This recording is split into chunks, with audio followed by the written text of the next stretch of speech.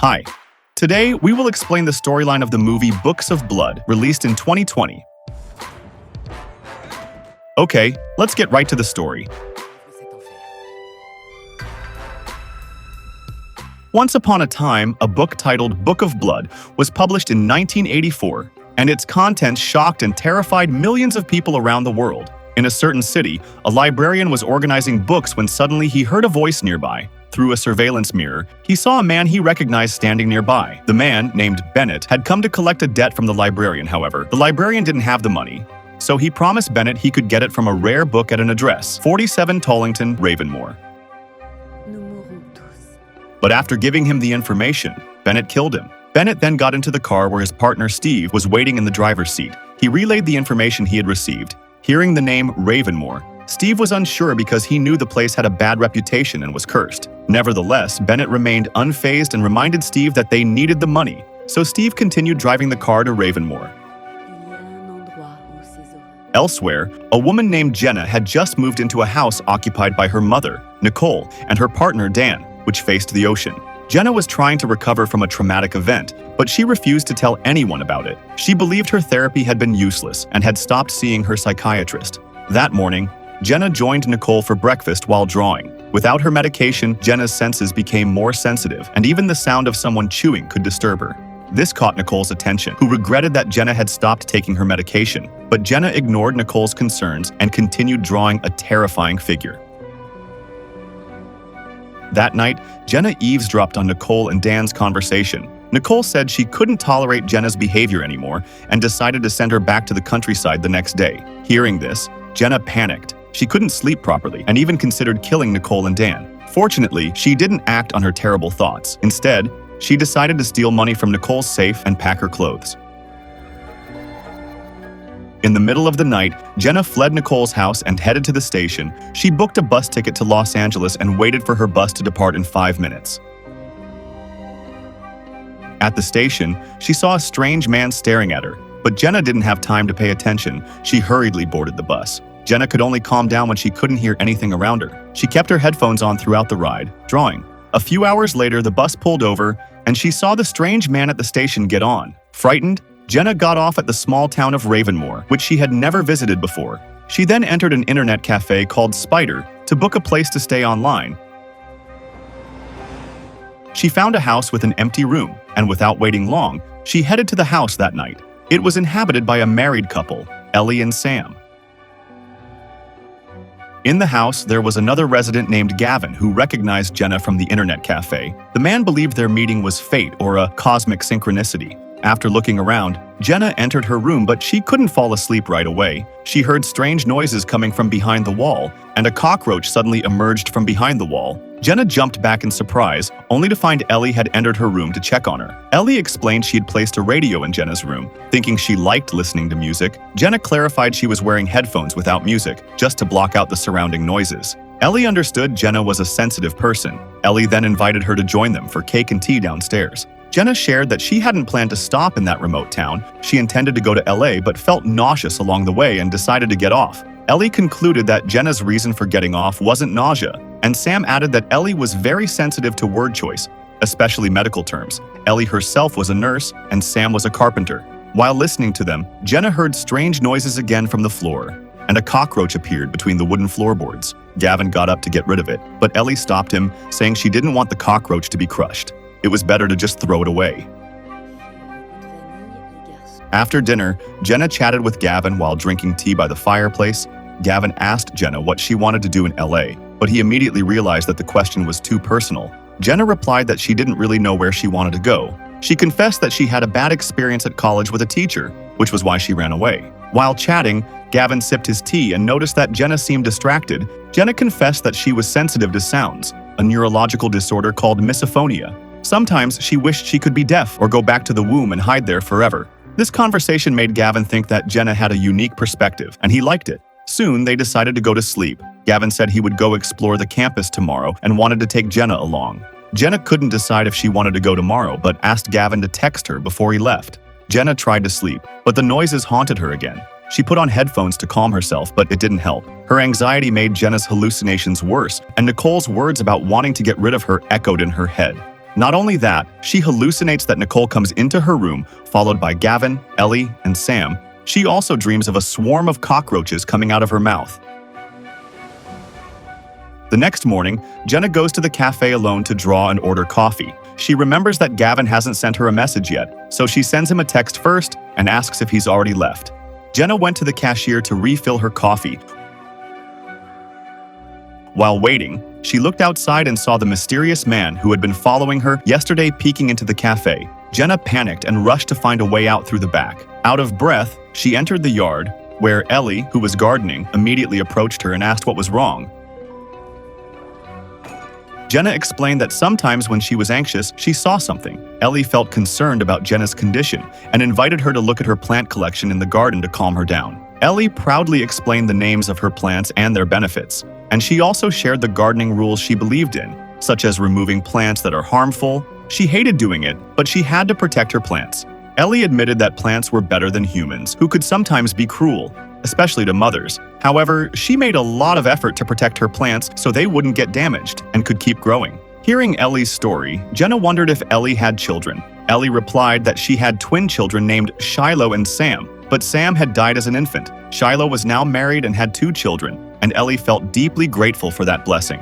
Ellie noticed Jenna looking troubled, as if something was weighing on her mind, so she encouraged Jenna to share her concerns with her. Jenna shared that she had a terrible experience during college, and what Ellie revealed to her only made her more certain that the world was indeed cruel. After that incident, she felt like she had lost her sense of self, becoming paranoid, as if everyone was looking at her differently, until her mother decided to send her to a hospital she called a farm, where only new patients were admitted and no one got better. After she left that place, Jenna felt even worse, so she refused to take her medication anymore. At first, she felt better, but over time she felt something else, as if she was always being followed. Sometimes she wondered if leaving that place was the wrong decision. However, Ellie convinced her that she was safe now and that the mental hospital only made her worse. She promised to take care of Jenna together with Sam, and if Jenna wanted to leave, she could just tell Sam. After thinking it through, Jenna decided to stay with Ellie and Sam for a while. That night, Jenna heard voices coming from behind the wall. She followed the sound and found a crack in the wall covering, realizing there was something behind it. She felt her way up and found a small door leading to a narrow room. She turned on the flashlight on her phone to illuminate the room. To her horror, Jenna saw a woman without eyes standing there, with an IV bag nearby. Ellie knocked on Jenna's door after hearing her screams. Jenna answered and said she had just had a bad dream. Gavin sent Jenna a text message asking what was happening. Jenna immediately replied and told Gavin to call 911, as she had seen a body and suspected a murder. Gavin replied that he was on his way and almost there. Unbeknownst to Jenna, Gavin's phone was actually being held by Ellie, and it was Ellie who had replied to Jenna's text message while still standing in front of Jenna's door. At the same time, the figure behind the wall suddenly reached out and grabbed Jenna's head. "Of course!" Jenna screamed, but no one touched her.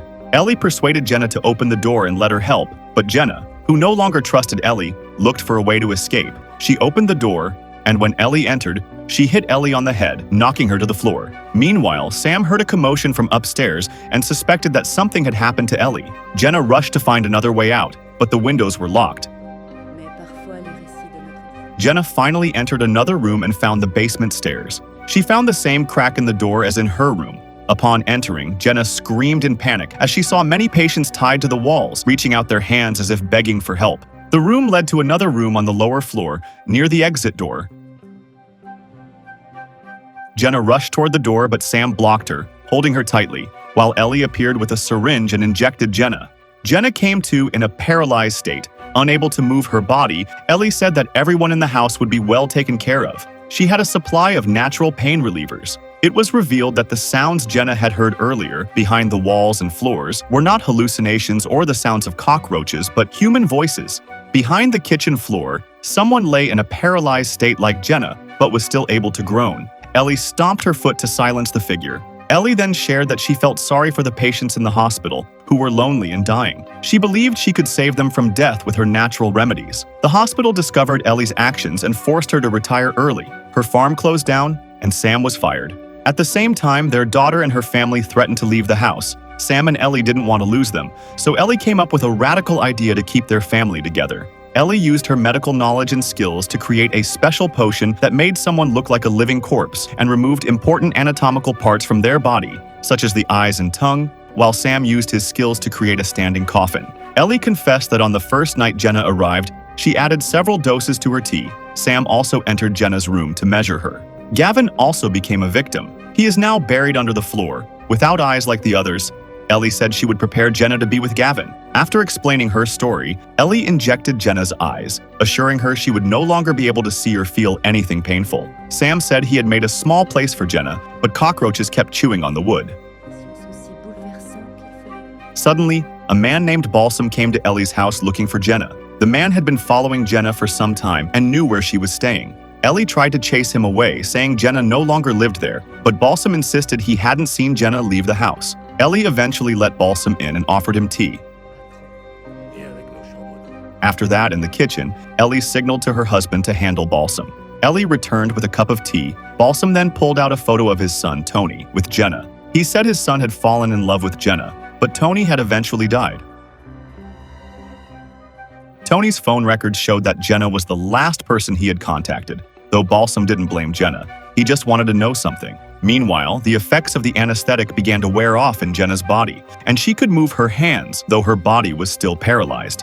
While Sam went to the living room to finish off Balsam, Jenna dropped herself and crawled with all her strength toward the back door. Ellie and Sam hadn't noticed yet because they were busy with Balsam, and Jenna finally managed to climb out the kitchen window. Once outside, her body slowly regained movement, allowing her to run limping. In the distance, Jenna saw Sam driving Balsam's car into the yard. Jenna hurried to hide in the shed, horrified to see several of Gavin's body parts mutilated. She forced herself to run into Balsam's car, but unfortunately, the keys weren't inside. She saw Ellie and Sam carrying Balsam's body out, so Jenna hurriedly hid in the back seat. Ellie said Jenna was missing, but she promised to handle it later. Sam then drove Balsam's car, while Ellie followed behind in another car. Finally, the car stopped at the edge of a cliff. Sam moved Balsam's body to the driver's seat, then placed several large rocks inside, adjusted the gears, and pressed the gas pedal with another rock. In an instant, the car sped forward, and Jenna held on tightly as the car jumped off the cliff. Several years earlier, a professor named Mary received a VHS tape containing a disturbing video. The video showed the back of a male patient in a mental hospital in an isolated room without a single piece of clothing. The walls around him were covered with random writings in red paint. The man in the video then lay convulsing on the floor, and 2 paramedics came and examined him. The psychiatrist asked where the video cassette came from, and her assistant said it was sent in an envelope with no explanation. Mary told her assistant to throw the cassette away. Sometime later, Mary and her partner Simon read their latest book together with a group of people. A participant asked if she could share her story about her son, Miles. And Mary began her story from the beginning when Miles was diagnosed with leukemia. At that time, her irresponsible ex-husband came to the hospital to visit Miles, but Mary firmly refused him because he had abandoned Miles since birth. Mary then met her dying son, Miles, who asked what it felt like after death. With a heavy heart, Mary answered that it felt like sleeping.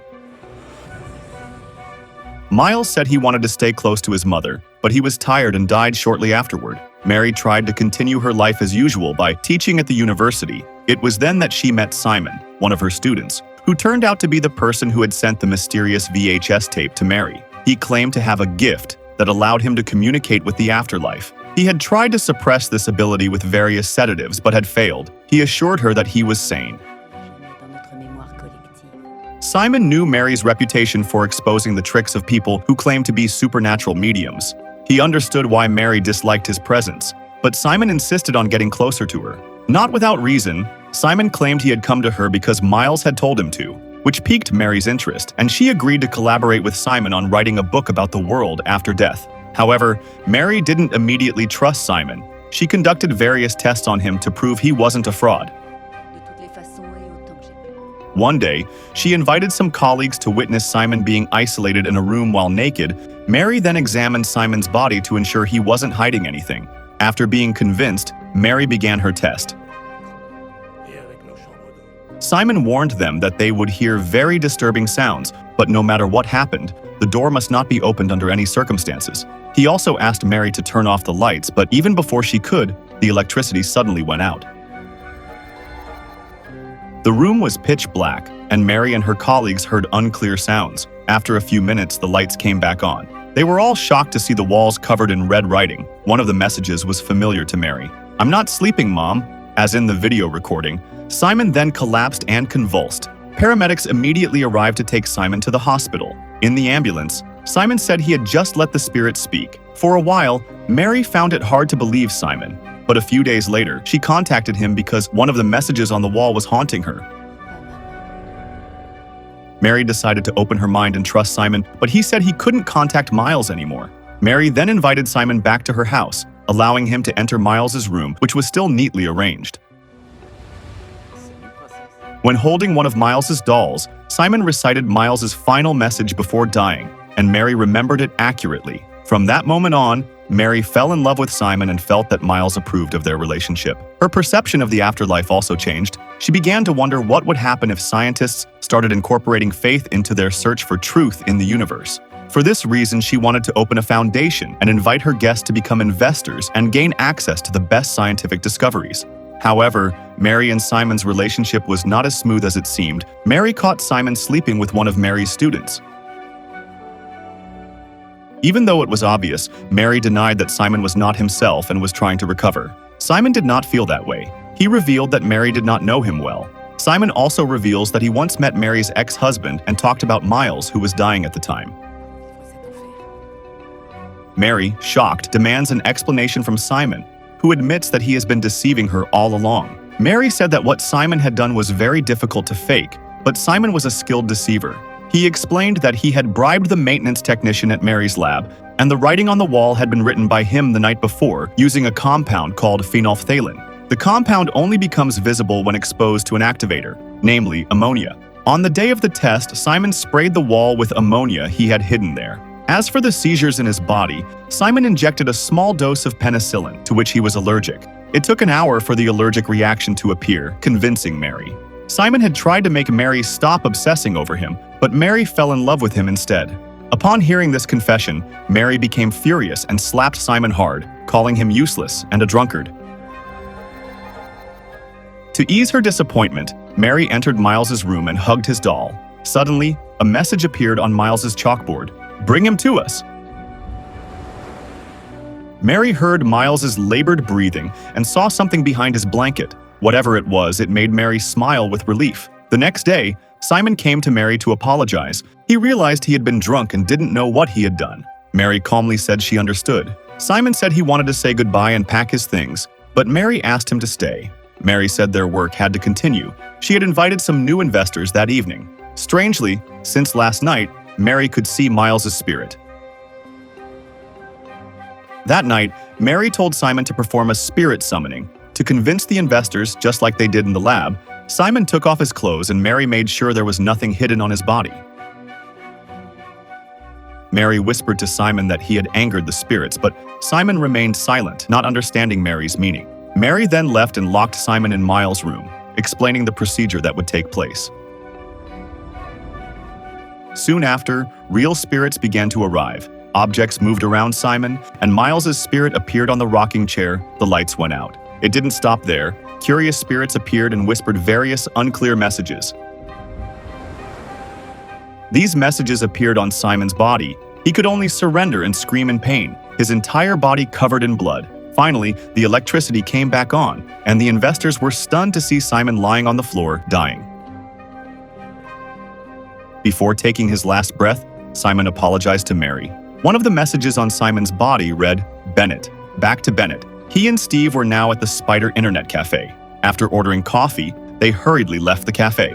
On the way, they nearly collided with Jenna, who had just gotten off the bus in Ravenmore. While searching for the location of the house where the rare book was kept, they chatted casually.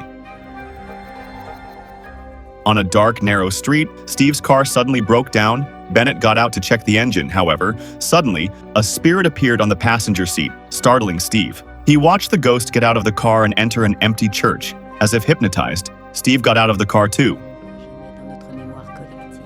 Bennett told Steve to start the engine, but Steve was gone. He saw Steve enter the church, but when he followed, Steve was kneeling. He thought Steve was just praying, but Steve said that he had just seen his mother and was going to follow her. Bennett tried to persuade Steve, but failed. Steve shot himself. Bennett ran to his car, but suddenly the car started on its own. Bennett couldn't see who was driving, so he ran away and shot at the car until it crashed into a trash can. There was no one inside, only a few rats.